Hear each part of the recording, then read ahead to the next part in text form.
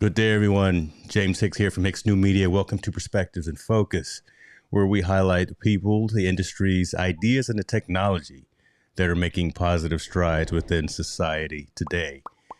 My guest today, no stranger to the platform, Mr. Gus Passanante, Esquire, lawyer out at the Basile law firm.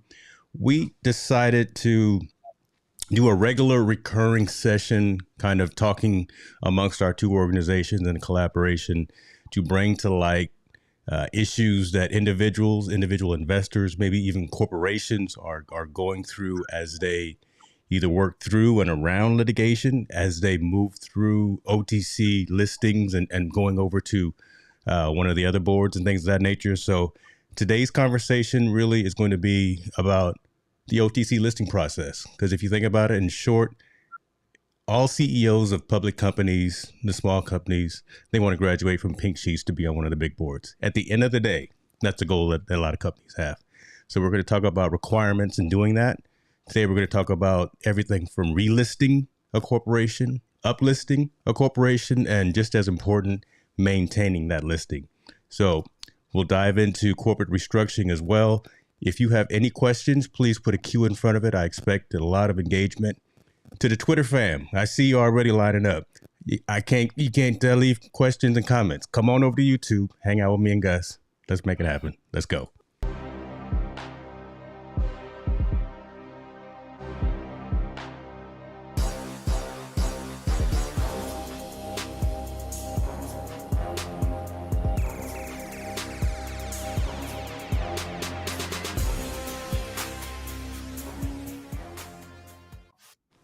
We got some folks coming in the building, but oh my goodness, listen, look at what we got here. Look at what we got here. Gus Passanante, you're a good looking man. Look at you, man. You cleaned up pretty nicely there, right? How you doing?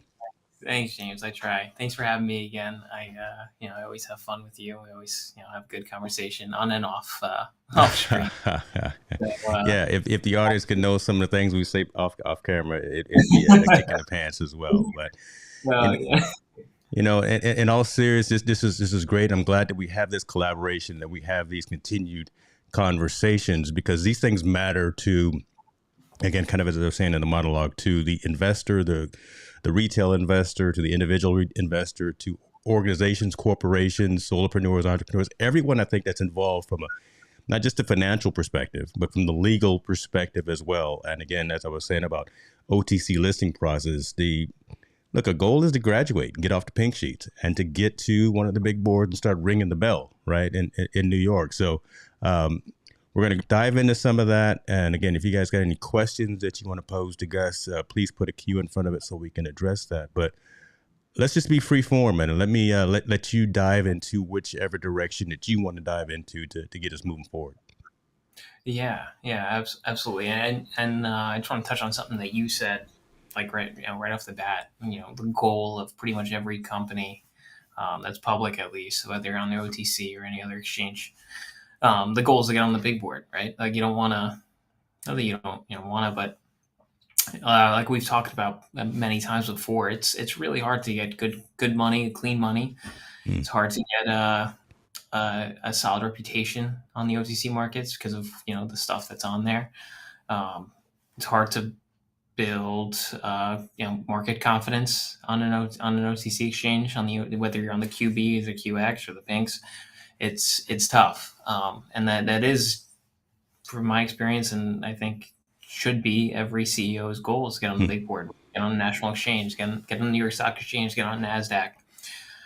You're going to be exposed to a completely different world of funding, opportunities. You get taken different. You get looked at differently. It's different kinds of credibility, right? And it's like, somebody went to community college and somebody went to Harvard. There you go. Make it plain for the people in the back of the room, man. I love it. There you go. Yeah.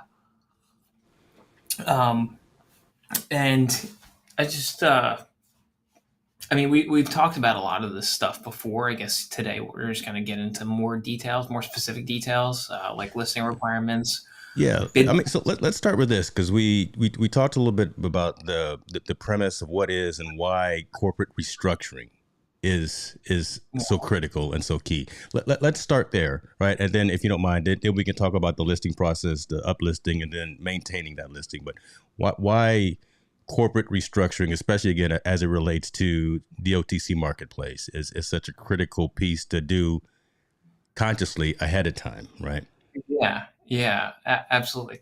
So restructuring isn't always necessary if if your cap table doesn't get destroyed by some toxic debt or by some corporate raiders that come in and promise you the world and say I'm going to do XYZ, um, and they end up taking a bunch of stock and kind of blowing out your cap table and uh, destroying your operations. And any number of things, because there's a ton of corporate raiders. I mean, people make a career out of raiding OTC companies. They seriously make a career out of it. They'll go and, um, you know, they hire an IR firm, which to some is good or bad, and it's like it's hard to take a stance one way or another. As to how these IR firms operate, right? Because IR stands for investor relations. Um, it kind of, I mean, I know I'm still obviously very early in my career, but I always kind of like wonder why a company would hire an IR firm or, invest so much in IR. Why are you investing in something that isn't directly creating value for the company? You're investing in, your reputation essentially, which is of course important, Right. but it kind of just makes you think. It always makes me think. But No, that's a valid question, and I think a lot of folks, and I'm not going to make assumptions, but again, I know there's a very passionate community that I have around some specific OTC organizations and IR versus PR, and then again the value that is being driven or delivered by those teams and by those organizations is questionable sometimes, because they want to make sure, obviously, that their best interests are put first, right? Because again, they're a lot of times they're financially vested. Well, a lot of times they're financially vested in these particular organizations, and I think you're right. Right? Why waste? Let me not say that. Why why push or position funds, expertise, resources, time, effort, things like that into something like that doesn't directly move the business, right? As opposed to things that do move the business. So I just wanted to what put we're that going out. to get into a lot of so you can qualify for listing on national exchange, and generally there's three ways. It's whether you qualify with shareholder equity, or let's I guess phrase it this way. There's three factors that apply generally for pretty much every national exchange. It's going to be shareholder equity, market value of or market value of the market cap, or a net revenue standard that you can get in through. Okay. They all kind of push and pull against each other, of course. But it kind of like going back to the IR thing, if you can contribute money towards creating an asset or increasing the value of an asset, which would then in turn increase shareholder value or shareholder equity, and then maybe potentially get you onto a national exchange, which would expose you to clean capital, and a tremendous number of scaling opportunities to scale the company or grow the company, opportunities that you'd never have access to on the OTC. It kind of might make you might make somebody think, but at the same time there are bashers out there, and there are times where you need to combat the the noise. Like, you need to go against the noise. So it's important. It's just something to keep in mind. It's not. Yeah.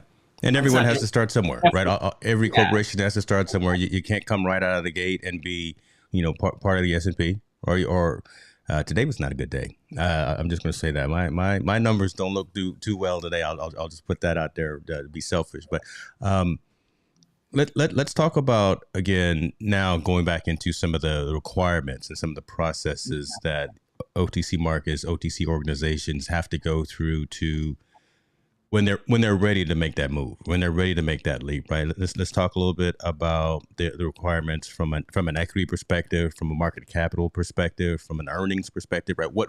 Walk us through some of those initial requirements for a smaller organization. Yeah, absolutely. I think one of the biggest hurdles for most companies is the share price. For both and today, just for perspective, I'm gonna be talking about mostly the New York Stock Exchange and Nasdaq, like the more popular exchanges in this country. Um, so the minimum bid for both of those exchanges is gonna be $4. It's tough to hit a $4 share price with a lot of shares outstanding, which is something we talk about all the time because, like, and me and James, we talk about this all the time. Yeah. This all this stuff kind of coincides. It all touches each other. It's all, blown out cap table, hard to meet listing requirements. On a cap table, hard to raise capital. On the OTC, hard to raise capital. Not on a national exchange, it's hard to raise capital from a traditional bank or some kind of traditional capital, whether it be through private placements or some kind of debt capital. It's hard. So I think one of the biggest hurdles is that $4 share price, which generally could be achieved by a reverse split if the company's willing to do that. I know a lot of retail shareholders are kind of opposed. There's like almost like a bad aura with well, you kind of, that has a weird sense of doing that immediately, right? Doing a reverse split day one to get out there and you already start diluting the organization. But I'll let you chime in, brother. But that's how I see it, right? Again, from the guy who's probably that would invest in these organizations. Wow, goodness gracious, a reverse split day one? No. So yeah, well, a reverse split wouldn't dilute, but I understand how people could take it that way. A reverse split really doesn't affect any kind of equity position, right? Because it's just creating. Let's say if you have two shares, it becomes one. If you do a 2-for-1, so it wouldn't dilute. A forward split could potentially dilute if you end up issuing beyond whatever was already issued and outstanding. But it's I mean, there's like I said, there's always like a ton of factors. It's hard to. I mean, I always find it difficult on these podcasts to talk about one thing without talking about like a million other things. And I also don't want. We got time. You got a cup of coffee. I got a cup of coffee. I'm gonna give you 60 minutes of pure, unadulterated bandwidth here, brother. We streaming at 4K. You got it, man. Yeah. So I guess back to the listing requirements. That the one of the biggest hurdles is that $4 share price. That share price is created obviously with the algorithms, supply and demand. Mm-hmm. How many orders are on one side versus the orders on the other side, and market makers, and however that stuff works. I'm not an expert in that whatsoever. But so that could generally be achieved with, at least in my experience with a lot of OTC companies, by doing that reverse split, which is a part of a restructuring, because that reverse split would inevitably increase the share price. Right, a 2-to-1 reverse split would double your share price. 4-to-1 would quadruple it. Right, so there is. We've talked about before, there's benefits to doing that reverse split because you're going to hopefully be closer to meeting all of those listing requirements. That $4 share price is only one listing requirement. The other three main, I guess, factors that are going to be considered, and I want to call them factors because it's, if you have a lot of one, you can have a little bit less of the other kind of thing. It's not, it's not like you need to check all these boxes. If you check one, you might have to be able to, you could check on a lower rung on another box, right? And those three factors are pretty much, it's going to be market cap, which is the value of all the shares issued and outstanding that are in the float that are trading. There's going to be shareholder equity, which is equity, a general equity definition, right? Assets minus liabilities is going to equal equity. So obviously you're going to have low debt, low liability, a pretty low amount of liabilities in comparison to your assets to meet the shareholder equity requirements for certain exchanges.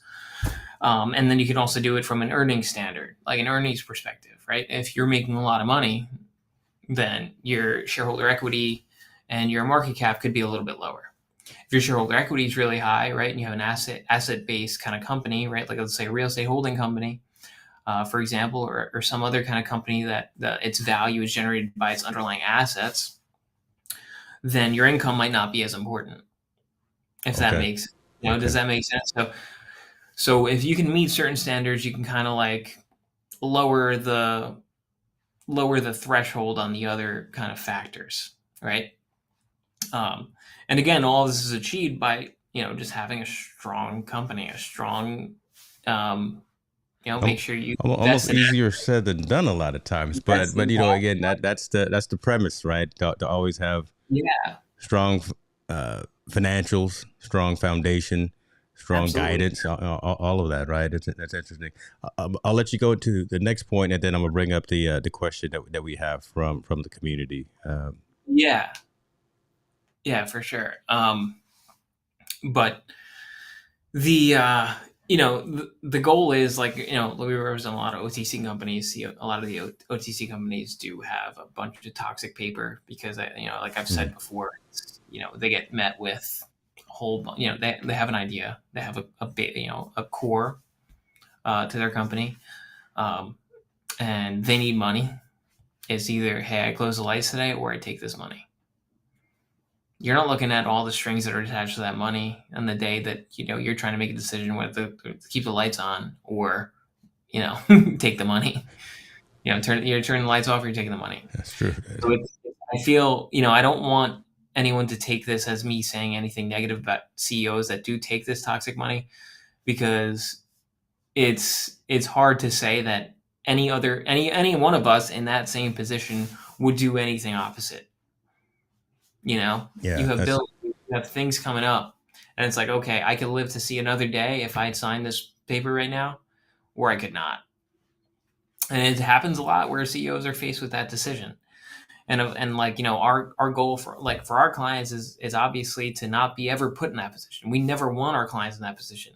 We always want to be able to have our clients to be able to have leverage and to be able to discuss with us like, hey, should we take this deal? Or have options. At least at the right. very least Got you. have options, right? Like, hey, should we structure this in terms of equity, or maybe some kind of preferred series that we can create, or some private placement, and we can dilute, make like a dilution. We dilute shareholders, but it'd be like a smart dilution because we'd immediately be Mm. able to scale based off of that dilution, right? And if we were able to do that, you'd be able to increase shareholder equity. If you increase shareholder equity, you're automatically eligible to uplist, right? And you're going to meet those listing requirements for a become a Nasdaq company. And then, like I said, the doors are open for a million other things that you'd never be able to do if you're on the OTC.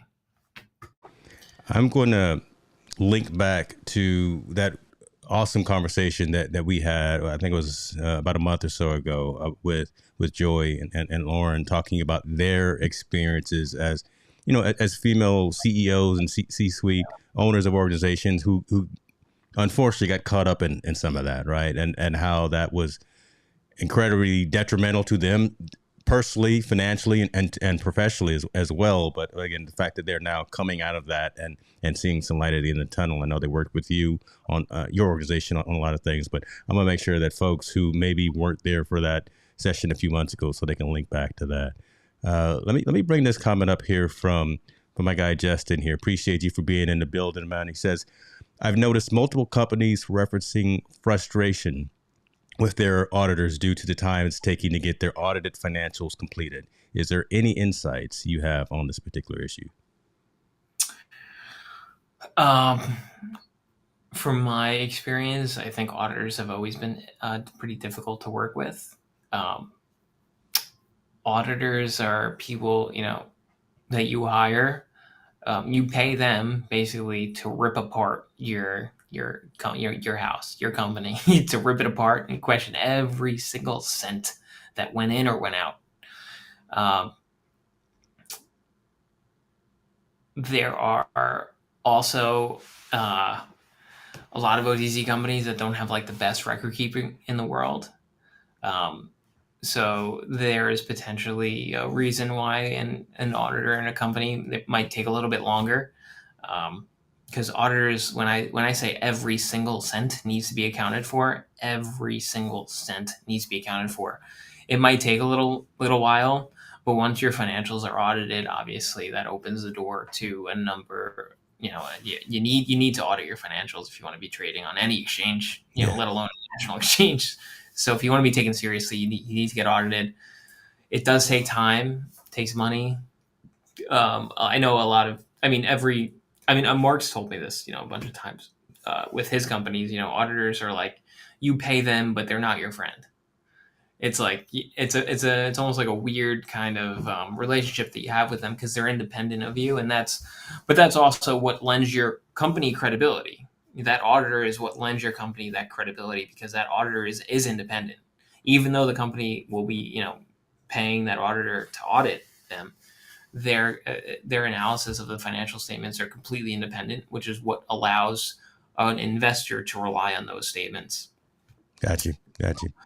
Listen, It does, appreciate you yeah. for that. I see the folks in the community out here showing some attendance and doing some things. I appreciate everyone for being here. Again, if you got questions for Gus as it relates to anything from the OTC marketplace, from a listing process as well, that's what we're kind of addressing today. Just really wanted to be engaging with you, the community, and give you some insight, give you some behind the scenes, right? I know a lot of you in the community are interested in this type of conversation. So like, I brought the subject matter expert on, so I'm expecting more cues out there. Appreciate you, Justin, for asking that question.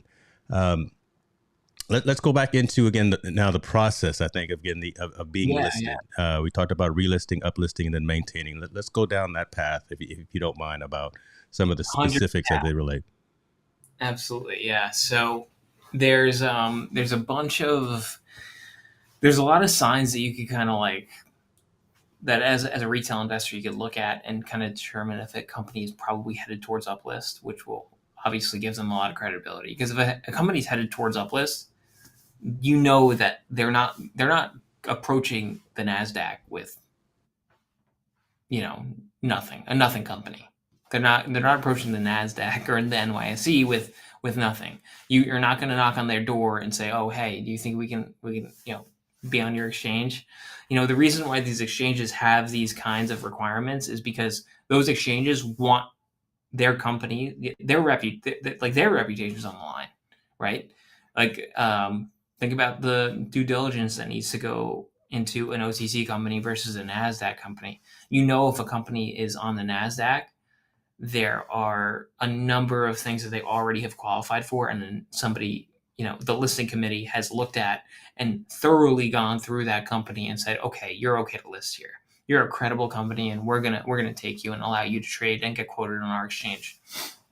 So there's a few signs where you could look where you could see an OTC company that's headed towards that direction. What we do for a lot of our clients, or advise a lot of our clients, because in our process, our restructuring process, we act almost as consultants because we do have Mark, who has been involved in so many public companies already. Um, we do advise them, and this is common among a lot in the entire industry. They're going to be, like I said, trying to meet those listing requirements. How are they going to meet those listing requirements? Whether it's the earnings requirement or the earnings standard or the shareholder equity standard or the market cap standard, it doesn't matter. They're going to be trying to meet those requirements by increasing their equity or cash flow. How are they going to increase their equity or cash flow? They're going to increase their equity or cash flow by acquiring an asset or an asset that either is extremely valuable on its own. The value of that asset is very high, which would increase shareholder equity or increase market cap, or that asset is going to produce revenue. So if you see a company that is really hot on the market trying to acquire companies, acquire IP, acquire anything, they're probably looking towards an uplist, and is probably a pretty legit company. If you're looking for a company that's going to give you cash, that has IP that's valuable, it's Mm. going to, like I said, increase shareholder value, increase earnings, increase revenue, which is going to help you meet the listing requirements for a national exchange. In this process, when they're acquiring these smaller companies aren't, they're not like, they're not nothing. These Yeah. companies have something. That's why they're acquisition targets. That's why they became acquisition targets.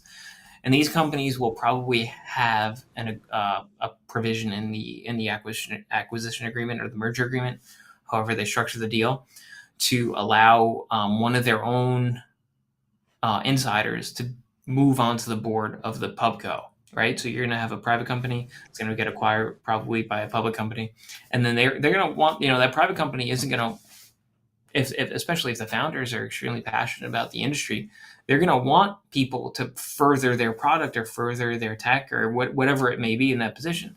So you could see possibly new announcements of members on the board,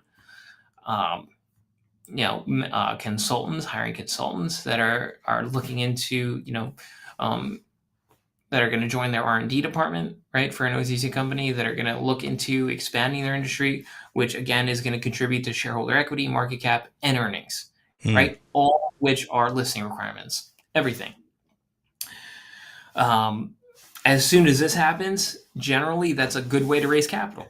I've talked about this in our last podcast, one of our podcasts. I can't remember which one it was. They start blending together, brother. It's all right. It's all right.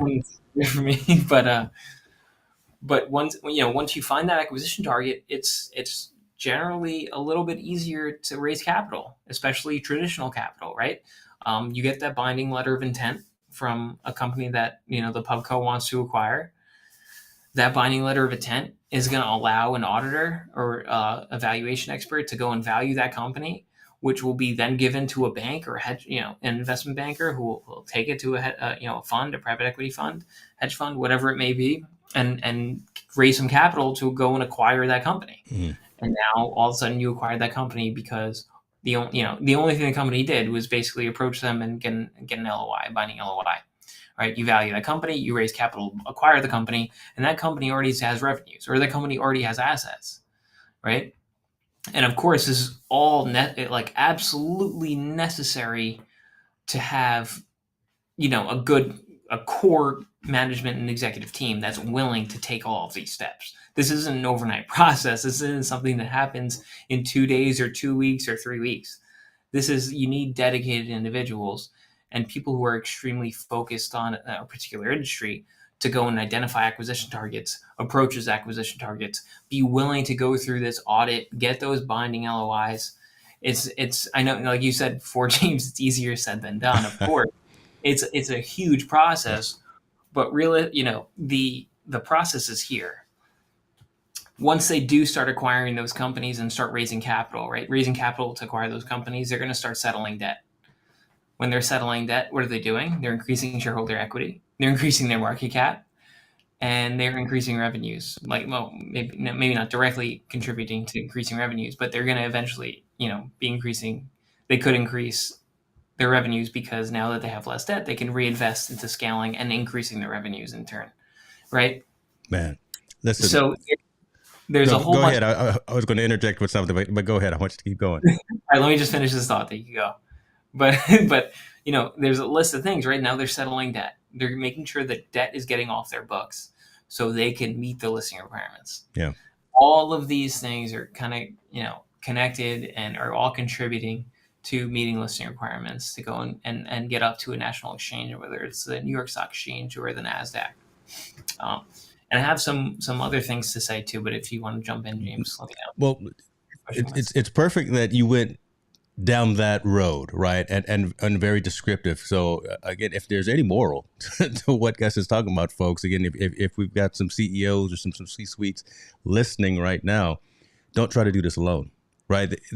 The process is there, the process is in place, and there are experts, subject matter experts in place to help guide organizations through this. So the folks that I think that are trying to do this on their own without going through the audit process, without going through the a consultative process of actually bringing in legal representation, whatever the case would be. They're setting themselves up for failure. So I let that conversation go because I wanted folks who may not know, who assume, I wanted them to know that there is so much more behind the scenes. That look, you can't just pick up the cliff notes and figure this stuff out, man. There's folks like the Basile law firm that's out there making things happen. So let me bring up one question before we go on to the next one, because it kind of related to some of what we were just talking about. I see folks jumping in the comments there.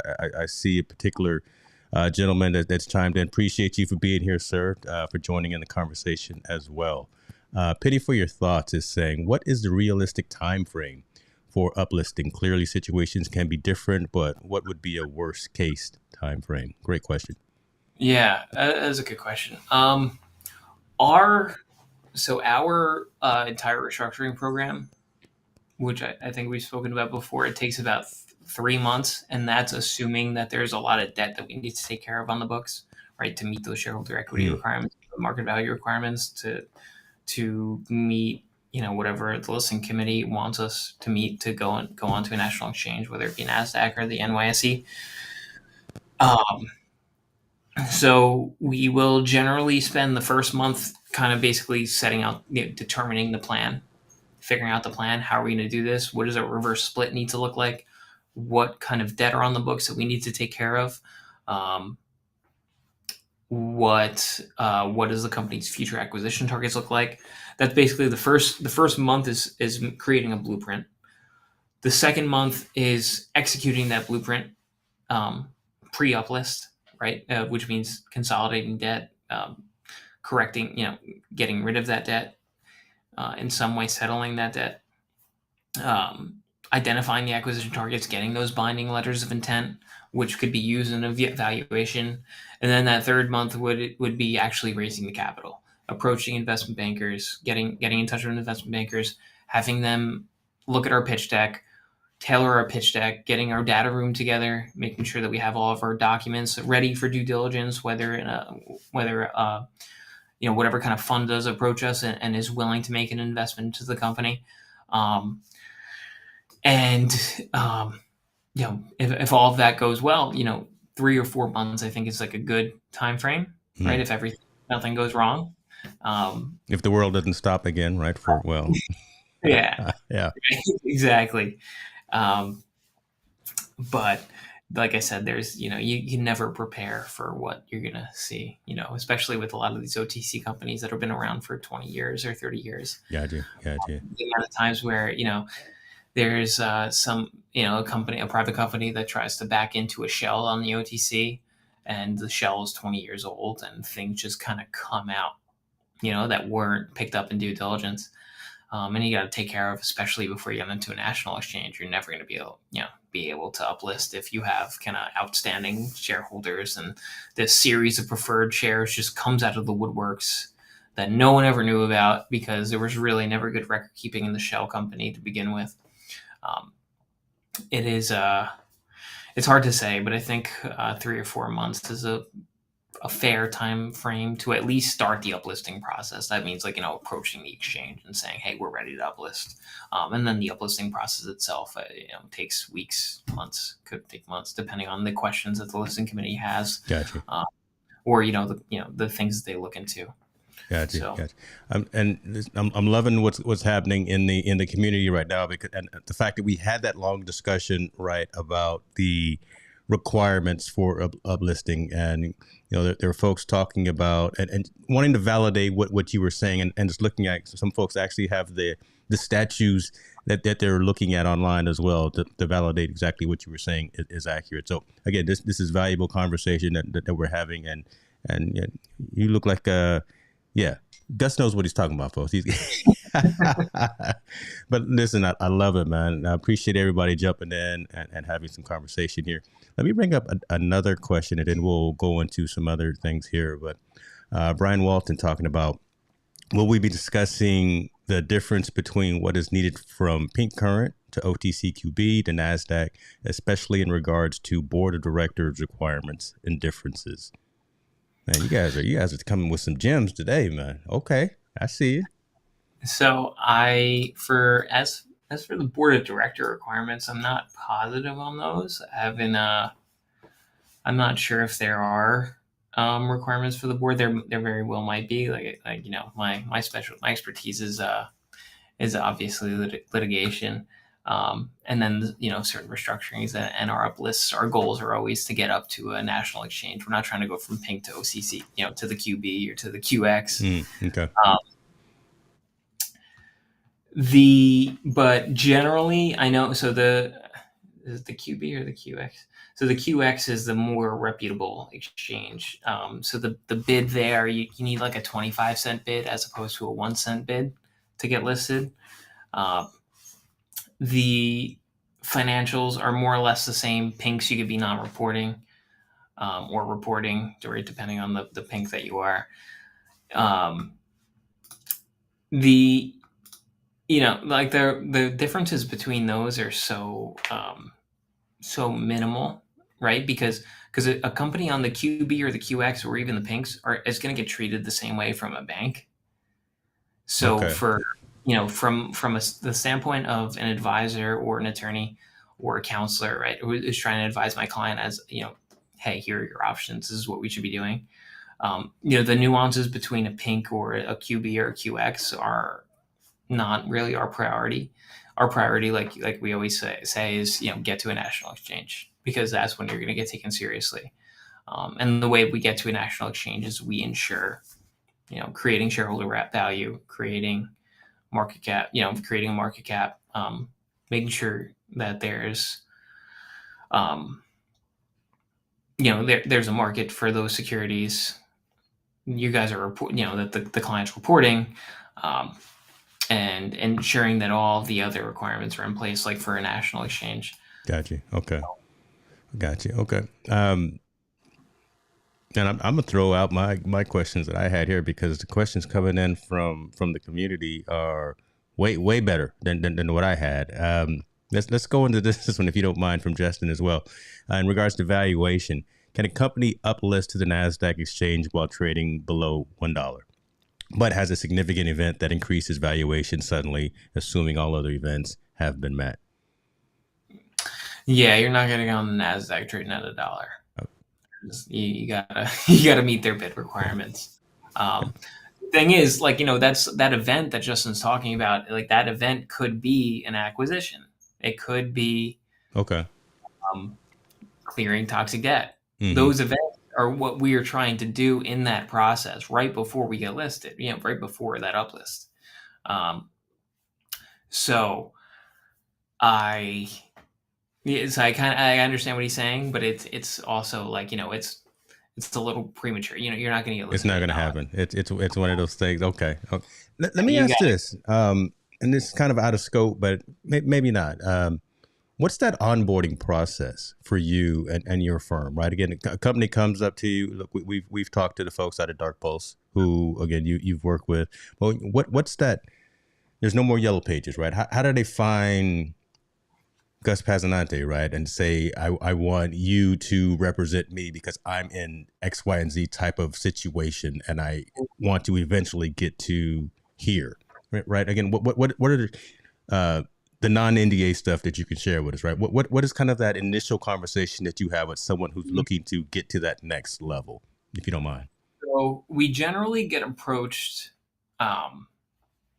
for two reasons: either because the company wants to get restructured and uplist, or because they have toxic debt that they need to get rid of because they're just completely sick of their stock getting hammered. In those two scenarios, we always have everything in mind, and we try and take a really like bird's eye approach to every single potential client that we have, especially a publicly traded, all of our publicly traded clients. We take a bird's eye approach, because sometimes a company might not know the best thing for them, and they just know that they need to fix something, right? They're going to come to us with toxic debt, or they're going to come to us with the inability to raise capital, or they're going to come to us. They're generally distressed in some kind of way. And we're going to advise them on what the best scenario is. And if that scenario is I mean, luckily we do have a ton of experience that would allow us to make an assertion as to a certain lender that maybe that company has and say, oh, hey, we know them.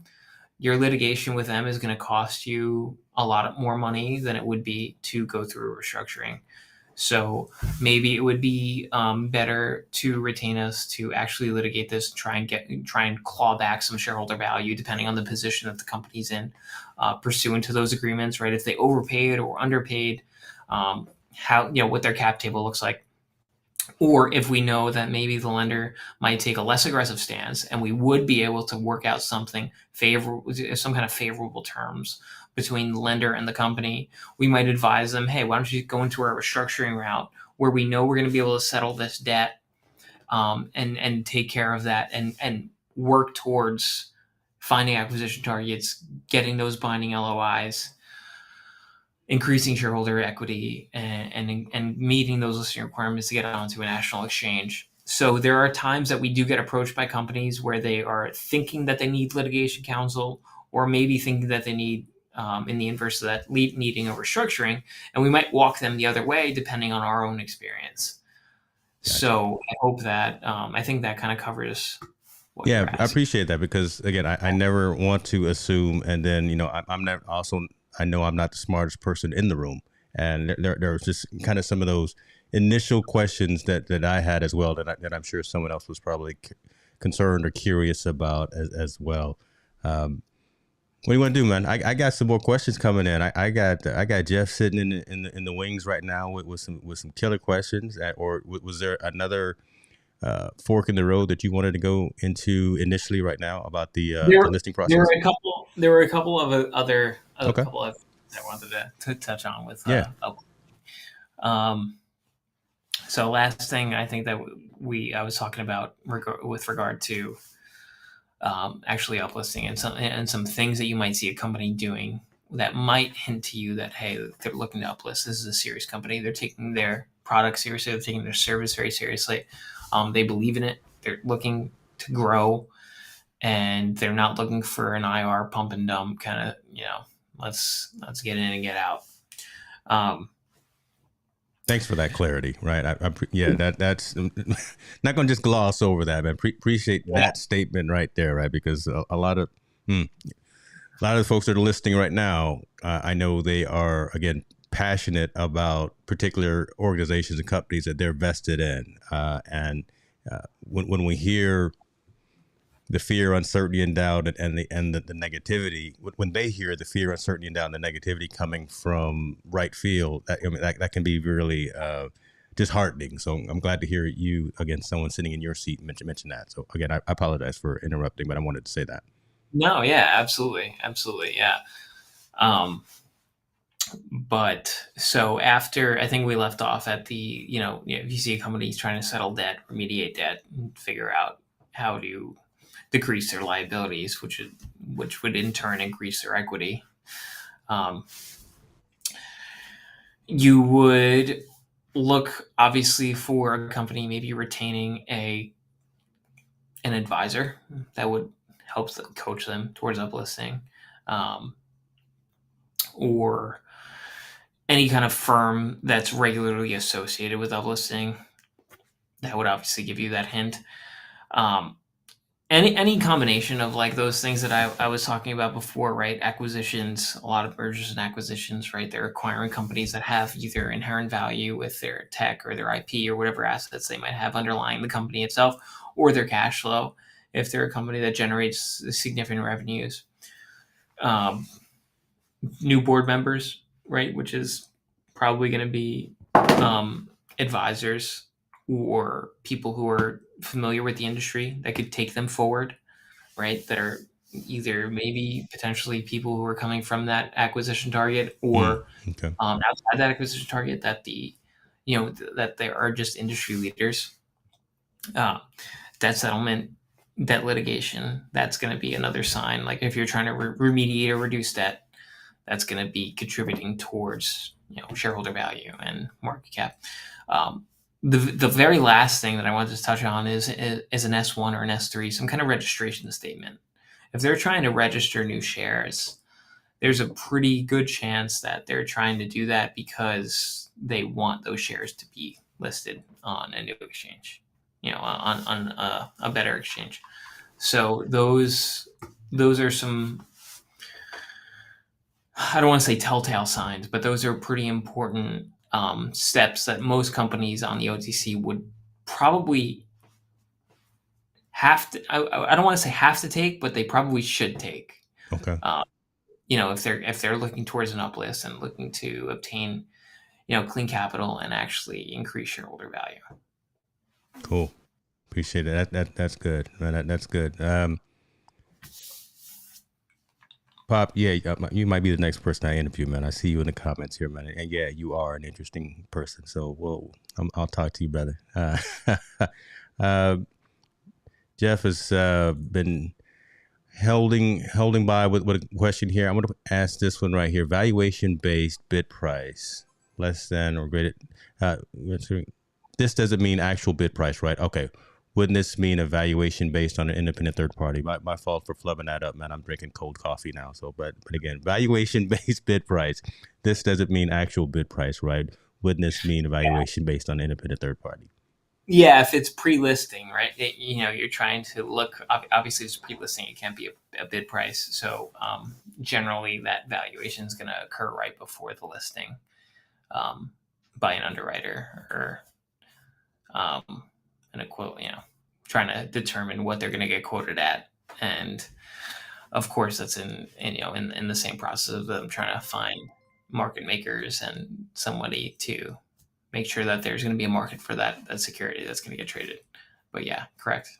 Gotcha. Appreciate the new subscriber we got to the channel there. I'm trying to make those pop-ups less intrusive, but I always want to give the shouts out to the people as they join the squad. So there we go. Let me ask this question because I'm curious about this myself. I've noticed multiple companies referencing fresh weight. No, that's not the one. Where was the question? Because we already answered that one, right? Well, no, that was the one I was actually curious about. That I'd marked it twice, so just as asking good questions. But let me ask this: what about direct listing in the NASDAQ capital market using the equity standard? Yeah. So the equity standard, like we were talking about before, there's kind of three factors that have, each of these exchanges uses. They use, the equity factor, the shareholder equity factor. They could use a market cap factor, or they could use an income earnings factor, right? Or standard, rather. So what was Justin asking for? Was it for the NASDAQ? I think I have that up. I just want to make sure I'm on the right thing. So for NASDAQ. Yeah, for the NASDAQ capital market using the equity standard, yeah.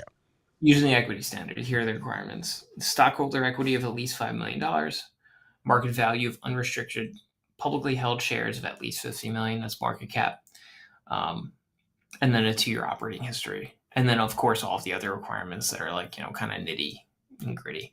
$4 quote, a certain number of shareholders with at least 100 shares.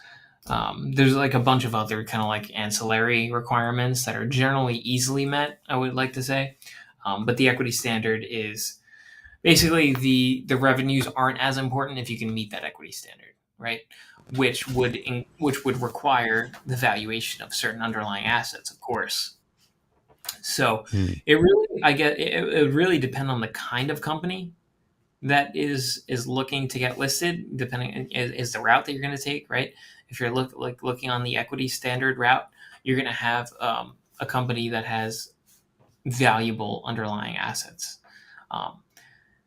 and that would be let's say real estate, for example, and those assets obviously can't have a lot of liabilities attached to them because you need at least $5 million in equity.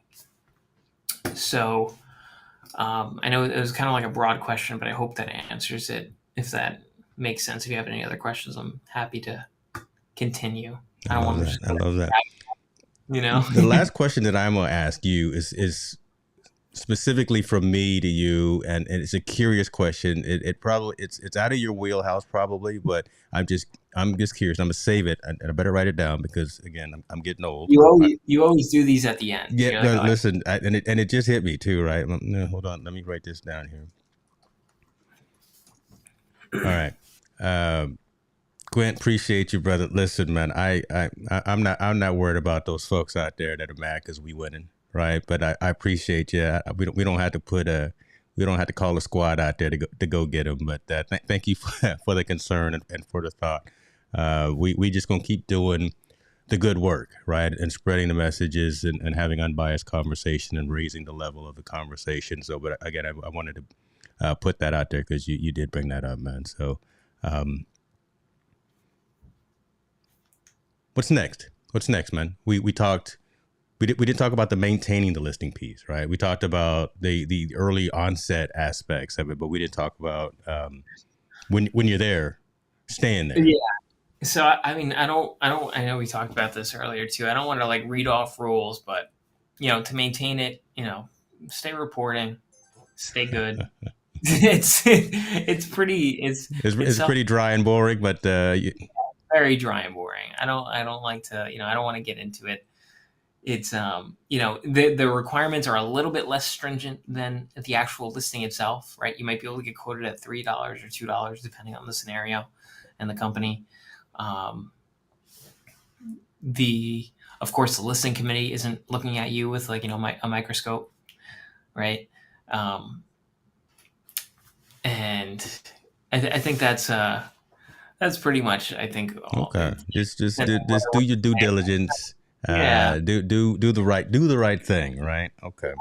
Yeah, unless a company's, it's yeah. The companies that get delisted, they're not. Yes, I do. Unfortunately. All right. Here's a curveball. Again, I want to be cognizant of your time. I want you to get out of there, not worry about traffic too much over there in those East Coast streets. One company I am invested in, and a lot of my community here knows that I am not directly invested in a lot of the companies that we talk about on this platform, but I am a Twitter and Tesla shareholder. What are you gonna do, right? Listen, you see on the wall right there, two Teslas, right? I got an S and I got a Y. So this is a very interesting. I'm gonna call it that, a very interesting time right now, right? With what's going on with Mr. Musk's planned acquisition or planned purchase and taking private of Twitter. From your professional perspective, right? From a legal professional, from someone, I can't even look at you with a straight face while I'm asking this. I mean, this is turning into something that's just insane, right? I mean, again, when you pick up the Journal or when you turn on CNBC and you hear what's going on an hourly basis with this particular situation, what are your thoughts? Does he need somebody around him? Does he need a crew around him to help him guide through the IR, the PR, all of the nuance of this acquisition that he's trying to do? I'm sorry for throwing you out there like that, man, but it just hit me. And again, this is friendly confines to have this type of conversation. So I want to hear that from you, brother. I welcome this kind of stuff. I like having these kind of conversations. It's fun. Honestly, though, if I had the answer to that, I'm not sure if I'd be here right now. It's that's a loaded question. Yeah. You'd own an island next to Sir Richard Branson, right? If you had that answer, right? Exactly. I got you. It's all right. Okay. Yeah. There's a lot going on there. There's a lot going on. And to be completely honest, I don't stay completely informed in that stuff. I know there's a lot of noise. There's a lot of things to constantly be updated to have an informed opinion. As a lawyer, I don't like talking about things that I'm not completely informed on, because then it might make people think that might create a reputation for myself that would think that, oh, okay, I talk about things that I don't know everything about. Completely respect that. Lawyers, I don't think lawyers should be like that. Should talk like that. So there's obviously a lot going on. I wish I knew more to talk about it.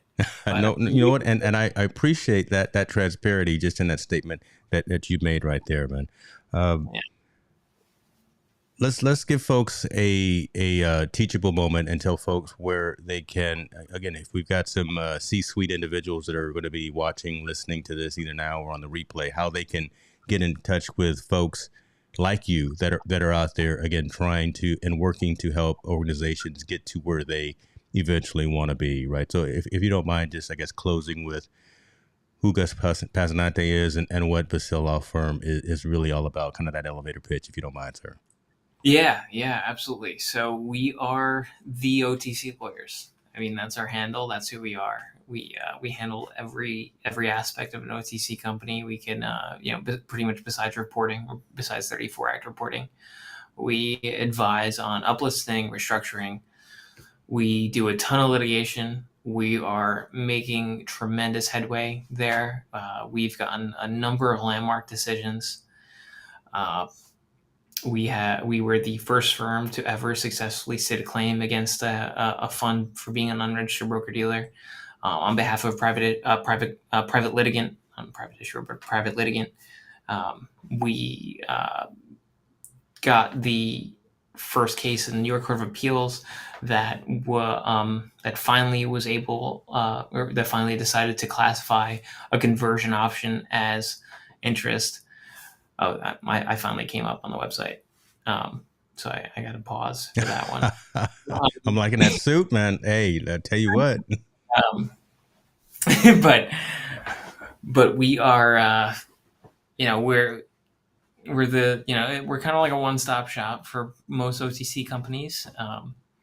Aside from reporting, but we have a tremendous relationship with a ton of Exchange Act attorneys, Exchange Act counsel that has no problem Edgarizing and making sure that all the filings are proper and correct. We have them on in every time zone to make sure that we can cater to every single one of our clients, whether they're on the East Coast and Mountain Time on the West Coast. It doesn't matter. We litigate across the country. We do it all. So awesome. Appreciate you for sharing that. King of Prussia, I saw your comment in regards to a specific opinion, and I think kind of Gus has already talked about, specific cases that are out there that he may not be directly involved in, and kind of going to steer away from making any precedents or making any statements on those types of things. So I did see it, and I wasn't ignoring it. Just wanted to let you know that's kind of the reason why I didn't bring it on screen. Gus, this was good, man. Right? Again, it was in the weeds. It was definitely at the 201, 301 level in terms of understanding about what's going on early on in the process that I think folks assume more than know. And it was good to kind of get some of that less exciting stuff. Right, it is. But it's necessary, right? The conversation is necessary. So I think let's continue down the path. I know we were talking about doing this every quarter or something of that nature. So yeah. I appreciate that collaboration that you and Mr. Basile have in placed in both of us. So let's continue to do that, build on the conversation. Folks, you in the community, you're the reason we do this, right? So if you've got topics, if you've got inquiries about things that you want us to talk about, please, you know how to reach me. Hit me up on Twitter, or maybe I'll fire up another Google form to where we can reach out. But let's make this continue to be engaging, continue to be focused on the ideas and information, the content that you want to talk about, you be in the community. And I'll just continue to bring on these subject matter experts like us here. So we good? I think we're good. Awesome, brother. Man, go take a rest, man. Go get you a scotch or something. Thank you very much for your time. Thank you, everyone who joined as well. And do take care of yourself. We will be live again soon. Take care.